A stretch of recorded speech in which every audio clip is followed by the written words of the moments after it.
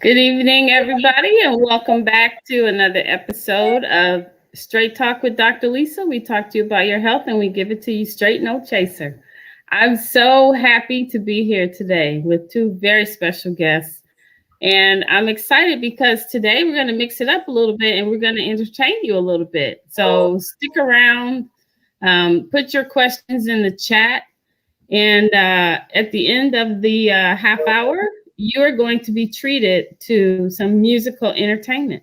But before we focus on that, I want to introduce you to two what I'm calling public health icons. And you'll hear about why I'm considering them public health icons. We have Dr. Olajide Williams and Darryl DMC McDaniels. Welcome to the show today, gentlemen. How you doing? Thank you for having us. Thanks for having us.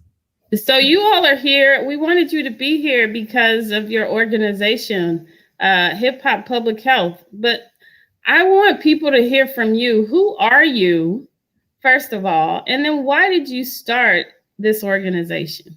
So let's start with you, Doctor. Sure. Tell us about you and why you started Hip Hop Public Health. Sure. So I'm a physician. I've been practicing medicine since 1994. I specialized in stroke, and I'm currently the chief of staff of neurology at Columbia University. I see patients. I also run a lot of research projects, and my specific focus of the last 20 years of my academic career has been in health disparities research. And so, one of the things that I realized very, very early on, I was chief of the stroke center at Harlem Hospital in Central Harlem many years ago, probably about 16, 17 years ago, when I was running the stroke center at Harlem Hospital, and we were working very closely with the Central Harlem community back then. And one of the things that was clear to me was that we really needed more innovation in the way we address public health communication to that particular community. That was the Harlem community at the time. Public health messages were just not penetrating. I also graduated from the Columbia's Mailman School of Public Health, and I just realized that these public health messages weren't reaching the community that I was serving. And the youth that I was serving and the youth that I was working with just weren't hearing the messages. And, we all talk about the social determinants, and, we can speak we can gobble up your whole show talking about social determinants and structural racism.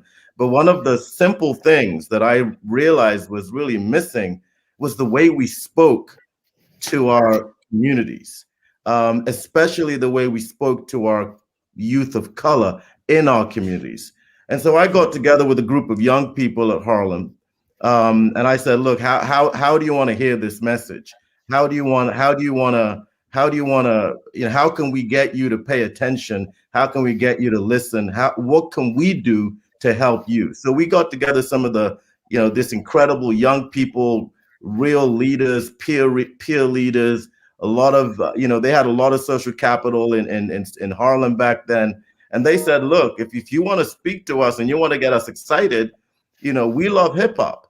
And if you can use hip hop to speak to us, then, we're in. And I was like, oh man, how am I going to do this?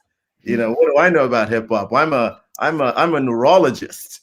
I love hip hop. I've been listening to hip hop since I was born. But what do I know about creating a program, a health program around hip hop? So, long and short of the story, I was able to track down Dougie Fresh. And so I tracked down Dougie Fresh, and we had it took me 6 months to track him down, but I was gonna say, how hard or easy was it to get him? You just sent him an email, or what did you do? Look, so what I did, I was running the electrophysiological lab. What is that, doctor? That's one thing we do on Straight Talk is we don't use those big doctor words. So that's what I love. That's what I love. So it's basically it's a procedure where we test your nerves. You come into my lab and I figure out whether your nerves are damaged or your nerves are good. Okay, great. And so this young guy, actually he was probably in his mid 40s, was sitting in my waiting room, and he had his headphones on, and he was just like, he was dancing in the waiting room, and then he started beatboxing. And I was walking out, he was beatboxing. So I was walking towards my lab and I heard him beatboxing. I was like, man, this guy's good. And I love hip hop and I love beatbox. I'm a real hip hop connoisseur. And so I was listening to him beatboxing and I was like so impressed. So he came into my lab and I said, man, you're really good. And he said, well, that's because I learned from the best. And I was like, nah, don't tell me you learned from Dougie himself. And he goes, yeah, I learned from Dougie himself. So his name was Richie Rich, and he was part of a group called Captain Rock back in the 80s. And you know Captain Rock D, right? Yep. And Richie learned his craft from Doug. So I said, well, I'm thinking about doing the stroke thing. Can you connect me to Doug? So he goes, yeah, he goes, I got you, Doc. I'll connect you. So I gave him the greatest service known to man that day. And then he comes back and he says, I'll connect you to the Doug's manager. So I called Doug's manager and I speak to Doug's manager. I say, hey, Mary, I said, I want to speak to Dougie Fresh. She goes, who are you? I said, well, I'm Dr. Williams. I'm running the stroke center at Harlem and I want to speak to Dougie Fresh. She goes, what do you want to speak to him about? So I said, I want Dougie to write raps about stroke for the kids in Harlem. And so she was like, yo, so what's your budget? That sounds cool. What's your budget? And I said, well, I don't have a budget.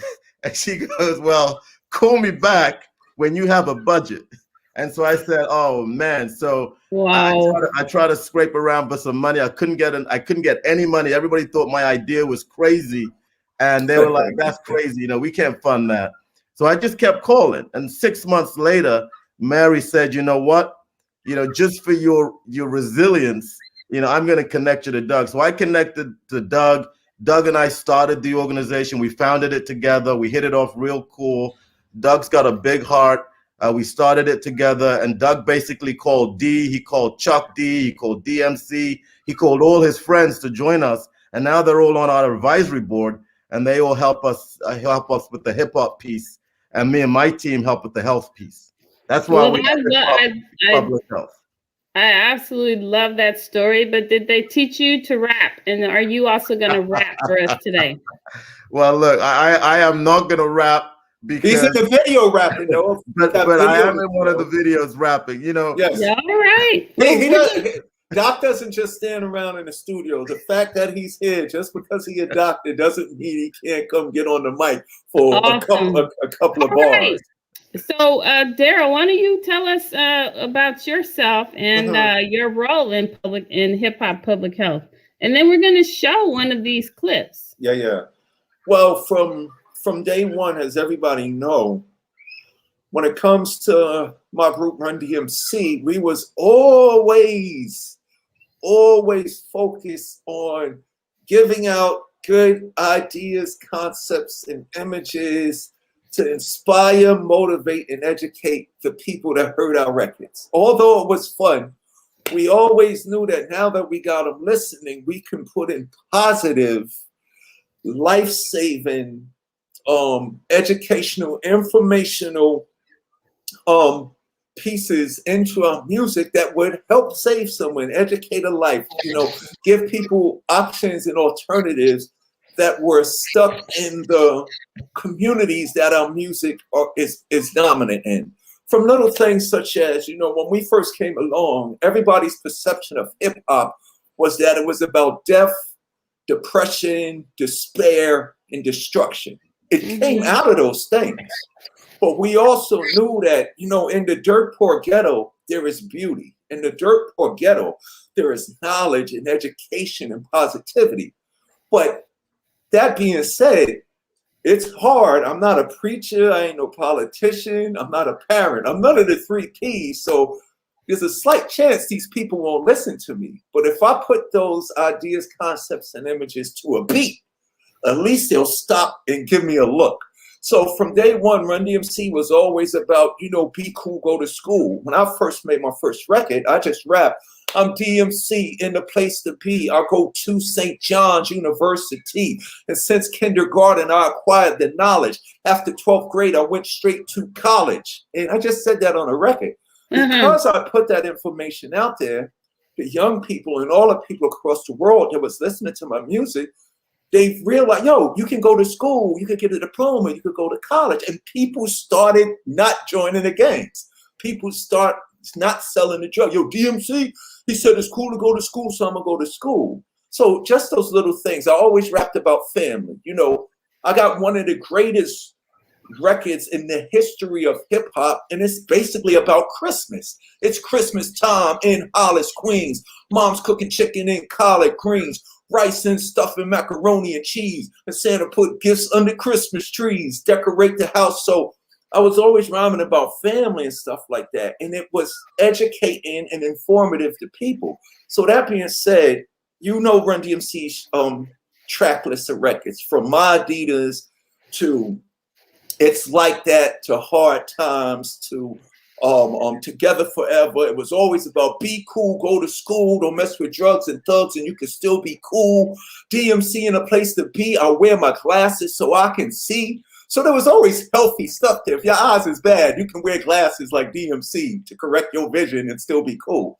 So that being said, Dr. Williams and Dougie, they formed this wonderful organization to do with direct intent in certain communities and certain demographics of our culture, what hip hop was already doing. But now he's going to attack certain issues of health. So basically they just called me up and was like, I got Dougie Fresh, he's doing it. And once I heard Dougie was down, I'm like, I'm in there. I'm like, who else you got?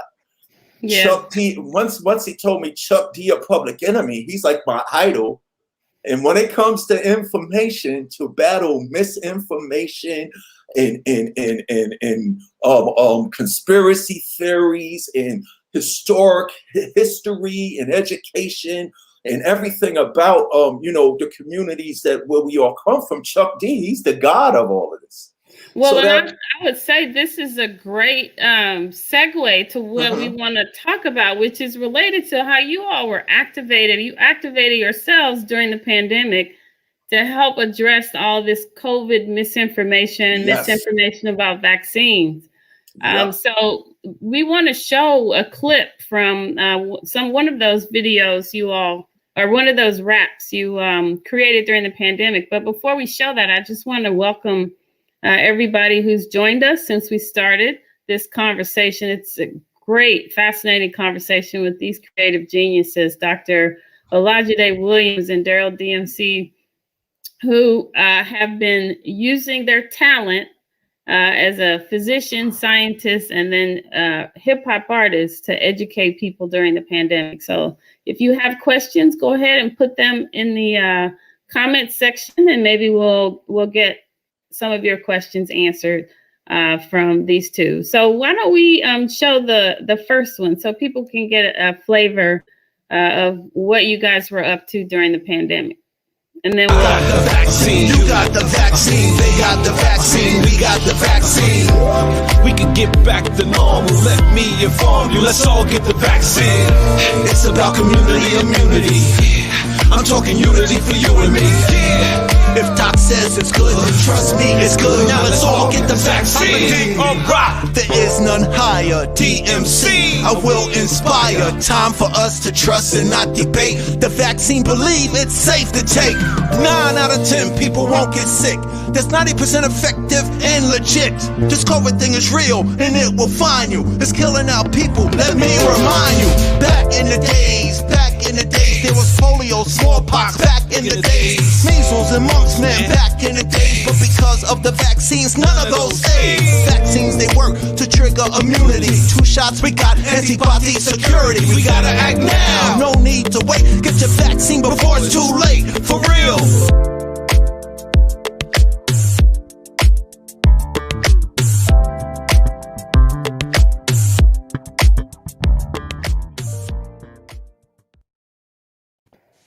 Okay, that was awesome. We have one more. We'll play it a little bit later, but first, let's just jump in and talk about how did the community respond to those messages? Did you feel like you addressed misinformation? Well, it's no, it's they're supposed to be conversation starters, and so that there Mm-hmm. are five of these. The first one is to start a conversation about what vaccines are. That's why we have in there how vaccines were used for polio and smallpox to start those. The second one is about is are vaccines safe and how do you know this? I know you're going to show that later, and that mentions Tuskegee and eugenics, etc. The third one talks about some of the common myths and misperceptions. The fourth one talks about, what do I expect if I take the vaccine? What are the side effects? And the fifth one really talks about what is herd immunity, which is what we call community immunity. Why is getting the vaccine better than getting COVID? And so that's supposed to be conversation starters. And so the way we've been using them within our town halls. Dee and I do a lot of town halls. We partner with the Ad Council. We partner with different media outlets. We have a whole institute of community health workers that I run across New York City, and so they're used as conversation starters. And then with those, it gets people interested. It gets people asking questions, and then you come in, and then you have really honest conversations about what your fears and what your concerns are, what your anxiety is. And that's really what they're designed to do, is to really open the door and start moving that conversation forward. There is no single bullet. I'm a behavioral scientist. There's no single bullet that you're going to put out a record and it's just going to change people's minds overnight. That doesn't. It's to start those conversations and take people on a journey where they feel more comfortable about the vaccine. And there's some people that it's worked on. There are a lot of people that have reached out and said, because of our initiative, which is a packaged initiative, not just individual videos. Because of our initiatives, people have decided to get the vaccine. And then there's some people who say, look, I'm not feeling it. I'm not getting the vaccine. But our goal is just to continue to push the issue, knowing that we're not going to win everybody, but even if we can win one or two people, we're saving lives by doing it. Yeah. And Darryl, have you been out in the community rapping with people in both the literal and the figurative sense? So what are you hearing and how do you think the videos are resonating? I think the important thing is the videos are getting people's attention. And like Doc said, all we can do is fight fear and anxiety and misinformation with facts.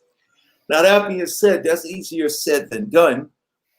But, it's getting a lot of attention. I got people, I get a lot of hate mail because I'm saying, get the vaccine, this really? and that. Yeah, because you got to understand, some people do have a right. If you look at the Tuskegee experiments, that you're afraid, but along with Tuskegee, they're going to put a chip in you. They're going to turn you into a zombie. It's like, people go on the internet, people watch too many movies, and people believe everything they read on social media. And, for me, it's a thing where, I get mail like, you selling out. Why are you jumping on this? And just because of all the conspiracy theories and some people that will just say, dude, what about this Tuskegee thing? They have a right to do that. But my strength, my role in here is people need to understand. They need the voices and they need the journalists and the reporters and people who can start, like Dr. Williams said, dialogue and conversations about these issues, whether it's good or bad. Once we get their attention, now there's a chance we can educate, inform, and then change behavior. But that only happens if you give people understanding. So as opposed to me telling people, just go listen to the, the PSA I did, I can share and create understanding by my example. And one of the examples that I use, Dr. Lisa, is about 8 years ago, I had to go over to South Sudan to perform, right? Yeah, which was crazy. So In order for me to go over there and stay healthy and protect myself against whatever virus and germ was over there, I didn't have to get 1 or 2 shots. I had to get 7 shots. So I showed people Been like there, this done show. that, yes. Yes, I had to get 7 shots to go over to a place where there was viruses and disease to protect myself. And I shut everybody up. No, I ain't getting that vaccine. They trying to kill black people, this and that. I said, yo, I had to go get 7 shots to go over someplace where there was virus. I said, a virus has come to our nation in our backyard. So you mean to tell me you're not going to get a shot to not only protect you because the virus is here, but also to protect others? And when I say it like that, just pause for a minute. Because, a lot of people are really selfish. There's people that I respected over the years, but to hear someone say, we are supported by scientific medical professionals who would not be telling people to go get a vaccine if it was going to harm them. I would not be sitting here with Dr. Williams if Chuck D wasn't involved with that. Has Public Enemy ever associated themselves with anything that would harm our black? No, we trying to uplift the black folk and keep them healthy. So on that note, my presence here, deeper than me being, I'm just a voice piece for the doctor and the scientist trying to save lives. But in addition to that, what's beautiful about me, it's not the great DMC, I'm gonna do it because DMC and I love him. The great thing people should believe in me is I'm getting my information from the source. Yeah. Dr. Williams informed me, it's the conspiracy theories and it's against the black people. But Dr. Williams and other doctors and professionals informed me that it was a black lady who was at the forefront of getting this virus for us in the first place. A black getting lady. Getting the vaccine. Developing the vaccine.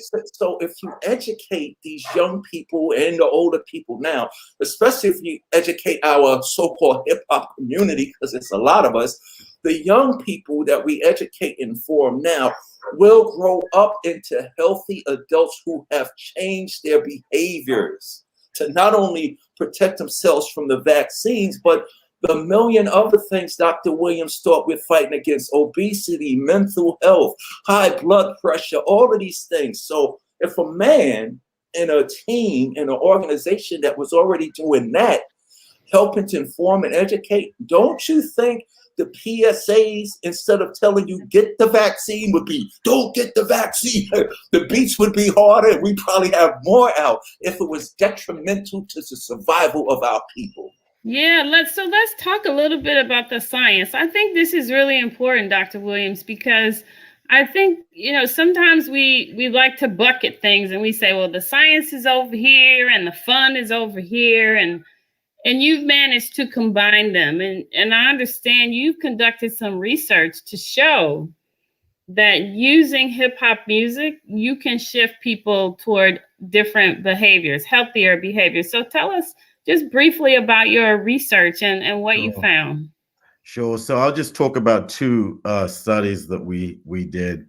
The first study we did was a stroke intervention in New York City. So stroke is a disease for which we have what we call time-dependent treatment, which means that we need to treat you within 4.5 hours with a medication we put in your veins, or we can treat you with another procedure where we actually go in. We would catheterize you and we would pull out the clot from the artery in your brain. So, but all of these treatments can only be given within a very small time window. What we were seeing in Harlem was that this is about 15 years ago, was that people were arriving too late for the treatment. People were arriving the next day.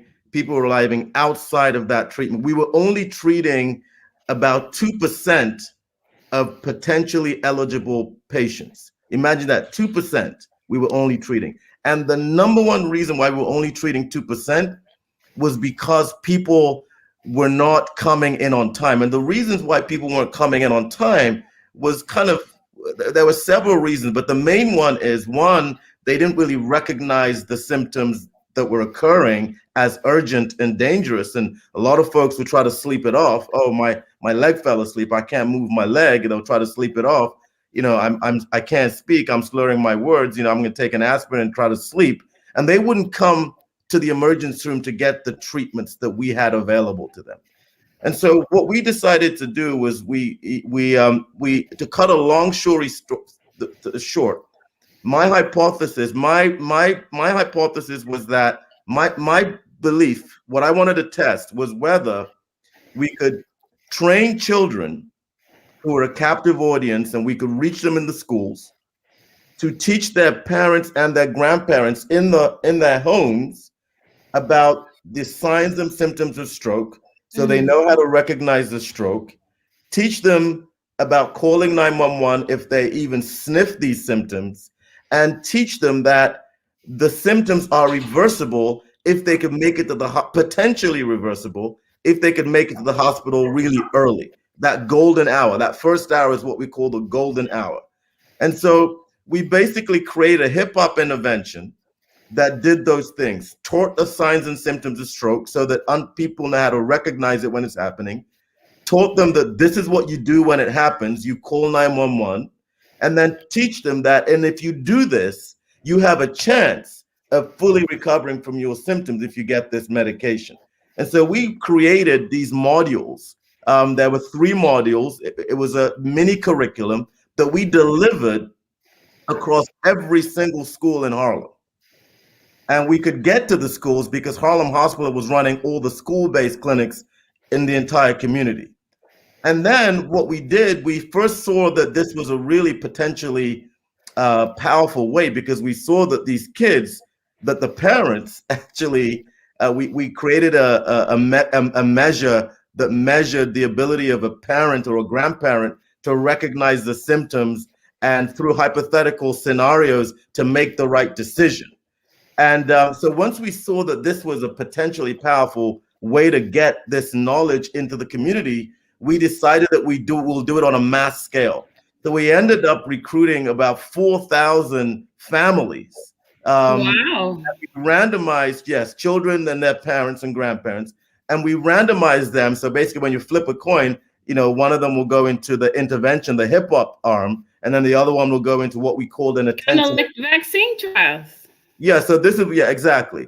And so what we found at the end of this study, this is just a stroke study, that first of all, the parents and the grandparents, their stroke literacy increased tremendously. Secondly, we were able to reduce the arrival time in our emergency room among those who received the intervention. And thirdly, we had a whole bunch of kids calling 911 for stroke. And then finally, we quadrupled our treatment rates with the stroke medicine in the intervention arm. And so it was a very positive, and we published our findings in multiple, we've had like 10 publications on this. And then I decided that, well, this is not about stroke. This is about behavior change. This is a model that we could take to and use other content areas. And so then we put it in, we got into the nutrition space. And then we started developing similar interventions around obesity and nutrition and physical activity. And we showed even there that we were able to influence food purchasing behaviors of children and their families that received the hip hop intervention. And then they were able to sustain those behaviors over a few weeks. And then we said, well, there's what we call it's a triangular relapse pattern in public health, where you kind of respond to the behavior right after you receive the intervention, and then you go back to normal because all the forces around you are just going to bring you back to normal. The environment, the fast food restaurants, you just go backwards, right? And so it's important for us to also do environmental re-engineering, bringing those healthier options, make it more affordable, all the things that you know, it's beyond the power of physicians alone to do. And but what we did realize was that, wow, hip hop really has great potential in changing behavior. And that's really how Hip Hop Public Health was born. We're in an evidence-driven organization that we use the science of behavior change to develop these programs and interventions to move a particular health behavior. or to move health knowledge about a particular issue. But it sounds like what you're saying is hip hop saved lives. That's what I'm talking about. That's pretty incredible. Yes. And the work you're doing during the pandemic, I think, is also illustrates that as well. So we have another video we want to show. And for those of you who are just joining us, please put your questions in the comments. We're going to go a bit longer tonight. We have another doctor joining us because we are talking about hip hop public health, but we also want to answer your questions tonight, particularly about the Johnson & Johnson vaccine. And so Dr. Dan's going to be joining us as well. So if you have questions about that, put them in the comments or somehow get your question to us so that we can discuss it. So why don't we, while we're bringing Dr. Dan in, why don't we show the second video that you all are sharing with us that you made during. We got the vaccine, you got the vaccine, they got the vaccine, we got the vaccine. We can get back to normal, let me inform you, let's all get the vaccine. It's about community immunity, I'm talking unity for you and me. If Doc says it's good, then trust me, it's good. Now let's all get the vaccine. Alright. Trust me, believe me, we're not gonna have another Tuskegee. This ain't eugenics, no way. Nobody getting away with hiding information today. Got the FDA, CDC, black doctors and experts for you and me. There's a whole lot of data for the world is free. Do me a favor, check it out and you'll see. I gotta give a shout out to all of those involved that's helping us get this problem solved. People wanna know, is the vaccine safe? It doesn't have anything to do with race. 9 out of 10 people won't get sick. That's 90% effective and legit. We gotta act now, please don't wait. Get the vaccine before it's too late, for real.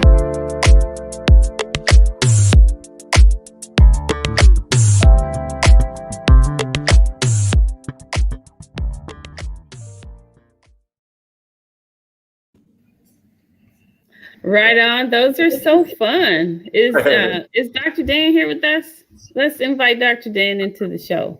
You guys, just really kudos for using your creative and your scientific expertise to educate our community. Dr. Dan, did you see those videos? I did. How y'all doing? I was jamming right there. I was like, it wasn't corny. You know, I'm a critic. I'm a hip hop fan too. So I was like, all right, it was dope. Was just like, I can rock with that. I like it. Very good. Very good. Welcome to the show, Dr. Dan. So Dr. Dan is one of our doctors on the Grapevine Health team. And Dr. Dan has been very busy during the pandemic, talking on the radio, on TV, on Clubhouse, like everywhere I go, I see Dr. Dan trying to educate people about the pandemic. So welcome, Dr. Dan. Anything you want to say before we jump into some of these questions about J&J? Yeah, no, thank you for inviting me. And thanks to BlackDoctors.org and to my colleagues, Dr. Williams and Darryl and you, Dr. Patrick. It's an opportunity for us to pass the message and also to have the color, the face, the diversity. That's what we need. Yes, we also are smart too, and we can get the message out, and we understand this. So, it's hard sometimes to get that message out, but once we get that platform, we can leverage our knowledge and also our relatability. I think that finding that right messenger is always key, and being able to break it down in digestible, understandable, and timely appropriate health information is what people need. That's what they need, so they can make their own decision. Anyway, I'm here. So, Darryl, I have a question for you, though. Yesterday, or actually, the time is going very quickly. It was before yesterday when the news broke about the pause of the J&J vaccine. Were you hearing anything from the community about this? No, but I'm scheduled to get my shots this Sunday coming, and it was the J&J because my wife, she wanted to get the one shot because she don't want to get 2 shots because, she's worried about the after effects and whatever like that. But then again, it's good to be close to the professionals and the doctors and the scientists. Dr. Williams, before the news even broke, Dr. Williams hit me. yo, we got to change the J&J shot. They're getting ready to put a hold on it, but we still going to give you the Pfizer shot. So it's all good. So don't be worried. So I really didn't have any anxiety after that. You know what I'm saying? So it's what's good for me is I'm in a good position because with all the misinformation and misunderstanding that's coming at me, I'm getting my information from the source. And even my family doctor, she told my wife that, yo, this COVID thing was one of the scariest things that she ever saw. And what helped me and my wife and my son, my son is a little younger, so he's more obsessed, he'll fall into, nah, Dad, don't get the shot because of this. But to see the concern of my family doctor here in Wayne, New Jersey, Dr. Dean Jennings, she was like, yes, please get it. So that's the energy that I take for me to go publicly against all of this information and fear and facts. So since I'm in with the doctors and professionals, I'm getting the information that people need to hear. And it's my duty to share those experiences with the community to erase the doubt, to erase the anxiety and the fear. So I'm in a wonderful place. It's almost like I became DMC, the mighty king of rock, for a bigger reason than I could possibly comprehend. Adidas and walking this way is cool, but now, like you said at the beginning of this, Dr. Lisa, I'm using my talent and gift to serve. Yeah, and thank you so much for that. I look forward to seeing what you come up with to answer people's questions about the J&J vaccine. So we've been diligently trying to move people along what I call the vaccine acceptance continuum. Because there's a lot of what I call noise out there about vaccine hesitancy. But when I'm on the street talking to people, I actually would find more people who were looking for the vaccine or wanting to get their questions answered than people who were saying, oh, no, I won't take the vaccine. Sure. And so my concern is that there's a lot of noise on social media about, okay, here we go. Now you see they're giving this vaccine to the Black people and it's not so good. And so I think one of the things I want to do tonight is to address the misinformation and talk about, okay, why did they pause and what's going on with that? It doesn't mean the vaccine does not work. We know this vaccine works. And even though the number, because in your video, you mentioned, 9 out of 10 people are going to be, going to do really well. And so people would say, well, Dr. Lisa, well, the J&J vaccine is not as good. In fact, that would have been my preference to get the Johnson & Johnson. Not only is it one shot, but it was tested against the mutations and the other vaccines weren't. And so I don't want people to walk away thinking this vaccine doesn't work. So Dr. Dan, why don't you help people understand why the pause was necessary, even though the vaccine works? Yeah. So why? That's the $1 million question, right? In fact, actually, if you think about it, and just in the discussions I've had with some of the other physician scientists about this, they're like, why they stop it? I mean, it's going to send the wrong message. What's going on? I'm like, well, they found 6 cases, out of 6.8 million that were vaccinated. I think now it's approaching 7.2 million vaccinated with the J&J vaccine, right? So when they did the numbers, you basically take that number of cases, the 6, and you divide that by the 6.8 million, you get this decimal number. That's the percent that you would see that actually had developed this. Less than 1%. It's like 0.0000 whatever. So people actually need to understand that. How do we break that down and make it make sense for people? We always say, make it make sense. So the point is, we've had these instances that happened overseas with the AstraZeneca vaccine. We already had people who were concerned about the vaccine. And then there were these cases of basically they were having a clot in the brain. And that's concerning. It's a very valid concern for those who actually experience it. So we're not trying to blow that off and say, don't worry about it. There's more to the story. But when you look at the instances of that versus some of the things we do, such as going on a flight, if you're pregnant, or if you're a smoker, or if you have some disease process where you have clots, there's certain things that put you at risk for clots that are greater greater, in addition to COVID-19 itself.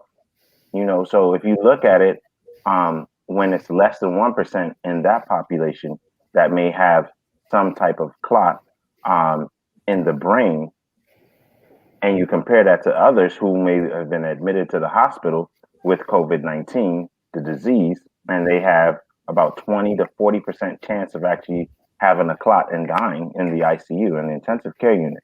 You have to kind of weigh your risk. You want to get the vaccine, or do you want to wait until you get COVID-19 disease and your chances of having a clot go way, way higher?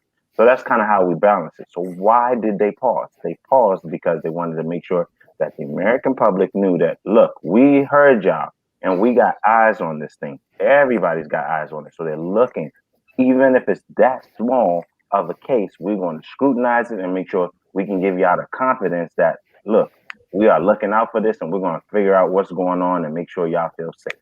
And that's pretty much what they did. And I think it's a good thing to show that the system is working and that they're actually scrutinizing and reviewing this information to make sure that everything's right. So that's how we got there. And Dr. Williams, I mean, you talked about being a stroke doctor. And so here we have something right in your wheelhouse. So even before COVID, and you heard this like really, really small number, 6 out of, almost 7 million people with this clot issue.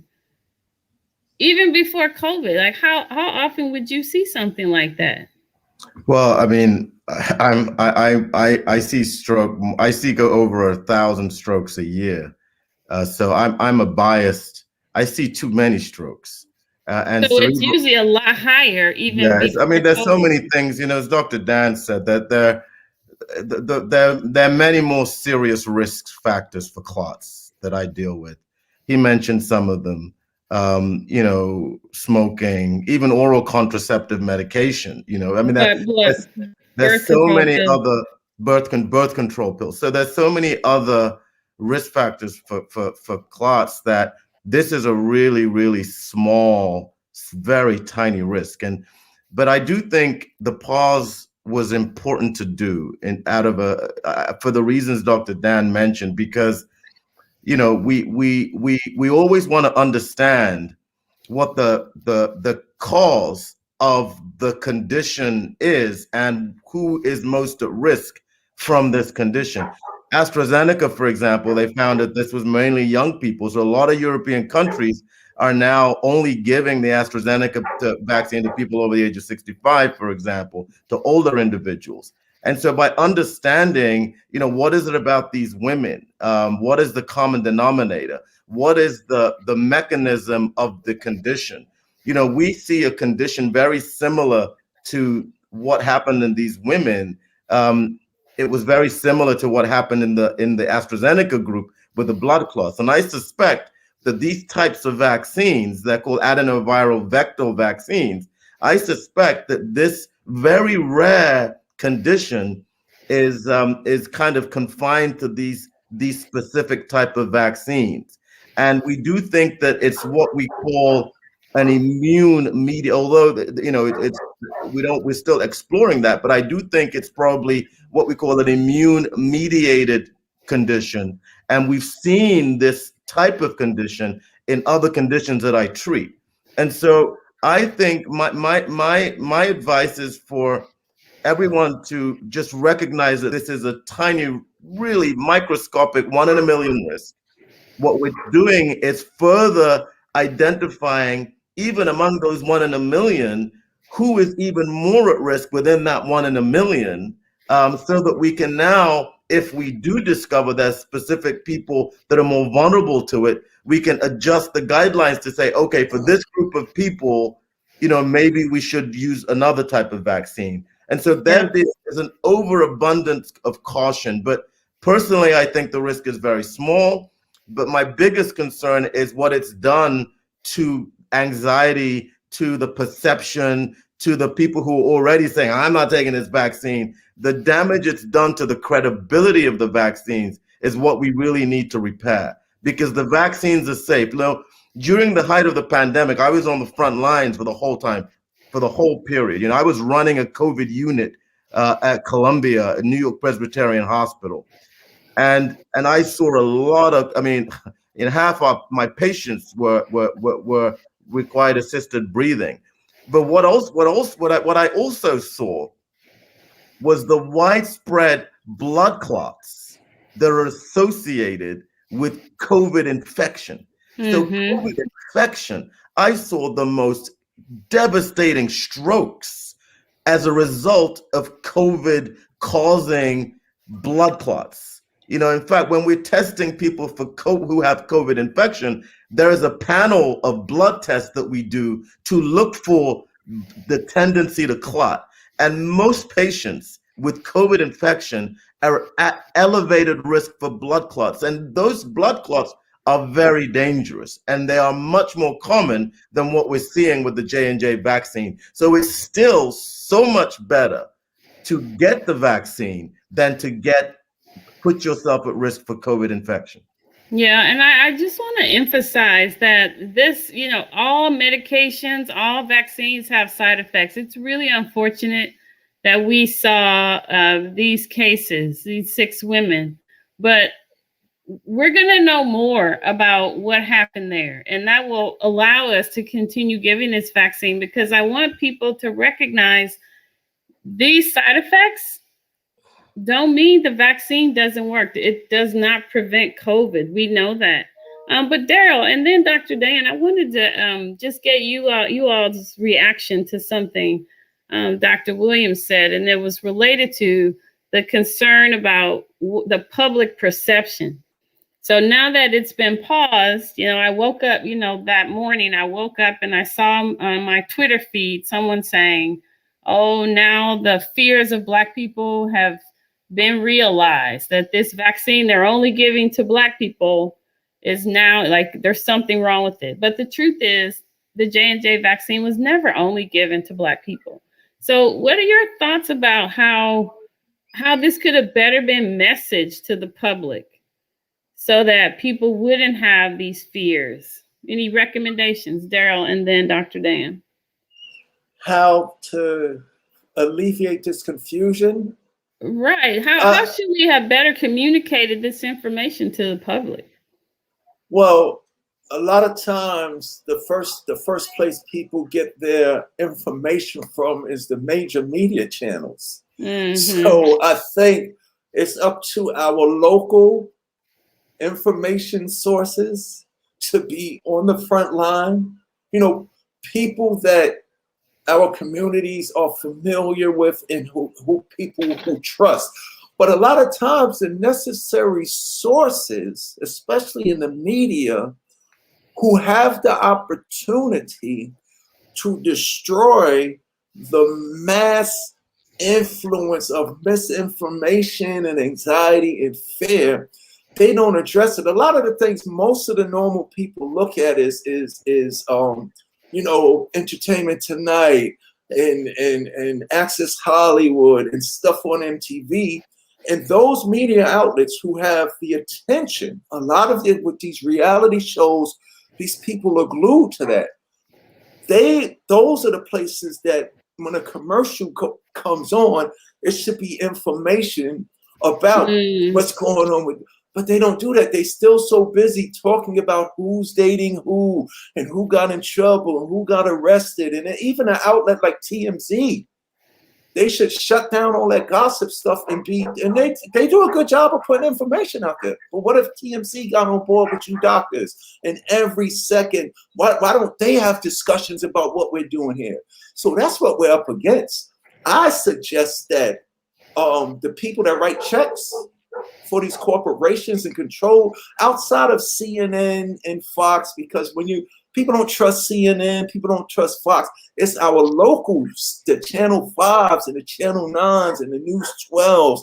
And when Access Hollywood is in the primetime hours, to answer your question, the primetime hours should be utilized to supply the people in all communities the necessary information during a pandemic, a disaster or issue, but they don't. So it's up to us to do things like this across the board. And I'm just pleading with them. They should make it mandatory. The CEOs of these companies, they should devote 6 p.m. to 9 p.m. to that information, but they don't. See, that's what we're up against. That's why Dr. Williams is saying, let's utilize this hip hop things, because it's something people will always listen to. They need to show some of your raps. Before we go to Dr. Dan to answer this question, I just want to remind people, if you have questions about the J&J vaccine and the pause or anything else related to what we've been talking about tonight, hip hop and public health and the need for relatable messaging to transmit health information, be sure and leave your comments or questions so we can ask them on the show in the last few minutes we have. So, Dr. Dan, what's your response to this? What could have been done better to communicate this information without stoking all the fear and now the distrust of the J&J vaccine? I mean, it's always difficult. And to Darryl's point, I mean, we have to meet people where they are. Executives of the broadcasting channels really need to do some soul searching on that. I understand that there's the marketing issue behind that. They need eyeballs, right? They need people glued to it. And then the media of different outlets basically sensationalize the thing because they want people to look at it. And then the advertisers are kind of supporting that whole process. So when there's money, you know, there's always some motivation there. So it's understanding the brand and actually trying to figure out how to repackage the message while engaging the community. So it might not be 3 hours, but if there's an hour dedicated that you actually will get eyeballs. And we know this, Dr. Patrick, because we've been on some of our social media apps and even on these channels, people actually are concerned. So they're going to tune in. And it's all about the messenger again. So if you target the population, you talked about local media, local news, that's the channel. So they listen to them. They not the syndicated big broadcasting stations, but they'll still listen to those too. But there's certain ones that they find more credible that they can relate to. It's in my community. We say in disasters are local. So you got to get the local talent and to the local messenger. So what you're doing, Dr. Lisa in the street, I mean, is what it is. What Dr. Williams is doing, what Darryl's doing, what I'm doing, that's what we're doing. We're engaging. We're going to where they are. And that's like the military style, where we go in there and we got to go in. It's almost like guerrilla warfare. We really got to get into the communities, go to where the battle is and go help out. That's what we're supposed to do. Yeah, absolutely. I mentioned at the top of the show, we were going to end the show with a rap. I was going to put Darryl on the spot to see. So you can start thinking about that because we're coming to the close of the show. And I was hoping you could send us out with some sort of hip hop public health message. That would be great. Okay. So the last question I have, though, is just sort of on a practical level. We still see, and this is about young people, we still see a lot of young people who are reluctant, disinterested in taking the vaccine. And I've had all sorts of reasons. Number one, well, I had COVID and I didn't get that sick. Or is it really real? Or I don't know anybody who had COVID. And so we can talk about the need for community all we want, but I think it's falling on deaf ears for a lot of young people. So that's my last question for all of you. Just what is your advice about how we reach young people so that they know they do have a role to play in ending the pandemic? Because we can't get out of this pandemic without their help. But so many of them feel like this is not affecting them, and so they're not interested. So why don't we start with you, Dr. Williams, then Dan, and then Dr. Dan, and then we'll end with you, Darryl. So I can say that, so Hip Hop Public Health, we have, just as an example, we have a partnership with an incredible organization called Heart Smiles in Baltimore. And Heart Smiles is an organization that works, in the streets of Baltimore, and they get a lot of young people and they put them through leadership training. And these are young kids from really, really tough backgrounds and have had really, really tough lives. And it's just incredible. It was an incredible organization. I encourage you to look them up. Heart Smiles in Baltimore. And so, these are teenagers, all the way up to young people in their early 20s. And so we have been working with them as an organization. And one of the things about these young people is that there are influences among them, right? So if you identify the influences among who is the head, who's the leader of the pack, who are the people, the other young people, who are the peer leaders, and it's one thing. It's something that we've done throughout public health. There are different approaches that we use for different age groups. We call it audience segmentation, and it's important with young people, depending on the age, and with the particular audience that we're talking about, peer-based interventions, peer-to-peer interventions is really what they list. Who is from within their ranks? Who's the leader? Who's the influencer that can take the message and start influencing? So this is what Heart Smiles does. And we've identified a group of incredible young people in Heart Smiles, and we've turned them into vaccine champions. These are, young elders, one of them, and these are real. I mean, these young people are like, these guys have been through a lot, and they have a lot of capital in their local environment, in local community. They have a lot of capital, young people, and we've turned them into vaccine champions. And they are now the ones talking to their own people in their own local communities. And you win one person, you turn that person into a believer. That person goes on to win another one, and then you got the whole block, and then you get that block, and then you got the neighborhood, and then you move to the district, and then you move to the city, etc. So it's you have to have boots on the ground, and you have to win these young people and create these champions that can do the peer-to-peer influencing. And we've seen that model work. We've seen it in HIV. We have a very successful peer-based models with HIV that has shown tremendous success. And it's these types of approaches that we need for our young people, identifying the influences, getting down with them right there in their communities, on their street, in their block, creating champions out of them, and having them partner with us, to help us with the work. And this is one of the things that we're doing with Heart Smiles in Baltimore, and it's just one model that we know works.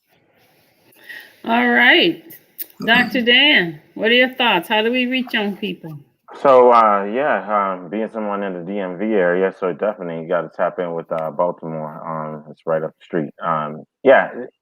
What I would say is, from an emergency standpoint, I see them come into the emergency department. So when I see clinical patients having these problems, adolescents, teens, we have to get to them by sharing those stories and helping them understand also what is SARS-CoV, the infection, versus COVID, the disease. Just because they had a little sniffle or asymptomatic disease, meaning they didn't have any symptoms and we swabbed their nose, that doesn't mean they really had COVID, the disease, and they didn't have any clots and they did fine. So they need to understand that. So there's some education around that needs to be done. In addition, their favorite stars, athletes, even some on their teams, on the football teams, on different athletic outlets, have had heart problems, literally heart palpitations and fatigue. They've had some symptoms of long COVID. So those are the stories they need to hear and they need to be aware of, not as a fear monger, but just to raise your awareness. And it's that we don't even know the long-term effects that may happen after that, especially in someone who was in shape and now they can't even do this stuff. There was one I just saw on IG that's an athlete in the NBA. I don't remember his name, but the bottom line was he's now having to use an inhaler all the time. It was real public. So this was somebody who was in tip-top shape, but got the infection and got COVID, the disease, and now is using an inhaler. So those are the stories I think that people need to know so they're aware, and then they can probably better prepare themselves. Yeah, thank you all so much for being here. So Darryl DMC, we have 1 minute left. Do you want to share something with us? And I also just want to let you know, you all are getting a lot of love in the chat, especially from Mr. Timo T, who I hope you can follow up with because he wants some advice from you. In the few seconds we have remaining, you want to send us out with a hopeful health message. Okay, so we're all in this together. And it's all of us to work with the people who are put in our universe to save lives. So I'm just an example of what the doctors are, what the people with the right information that is detrimental to the survival of our communities. But we must educate the young people while they are young so they grow into those powerful, positive, productive adults. So I'm going to end with this. I'm locked up in this world and I'm doing a bid. So I'm going to spend my time trying to help these kids. They said Rocket Death Rhyme are already dead, almost committed suicide, but I decided to live. I created deep tracks with atomic hooks. They call me Little Darryl Mack with the comic books. There is no justice if there is no peace. And the gods made me to defeat the beast. When you see me in a battle, they always run. And if you're thinking Darryl's something, you should see my son. I fight real hard for all the kids in the schools, in the group homes, in the orphanage. Is it a very hard job? Of course it is. Did I speak to God? Of course I did. Deliver my children, what she told me. The initials of your name will be DMC. There's a very good reason I made you king, because all the little kids are really kings and queens. You're a superhero. This is true. So let the kids know that dreams do come true. Let's rock. The children, they need us now. Everybody out there gotta help me out. Let's rock. The children, they need us now. Everybody out there gotta help me out. It's for the kids. Ooh. Thank you. Thank you so much. Thank you. What's All up? right. What's up, D? Thank you, everybody, for tuning in. Thank you, Dr. Williams, Dr. Dan, and Darryl DMC. And you guys, we will see you next week for Straight Talk with Dr. Lisa. Good night. Thank you, Dr. Lisa. All right. Thank you, Docs.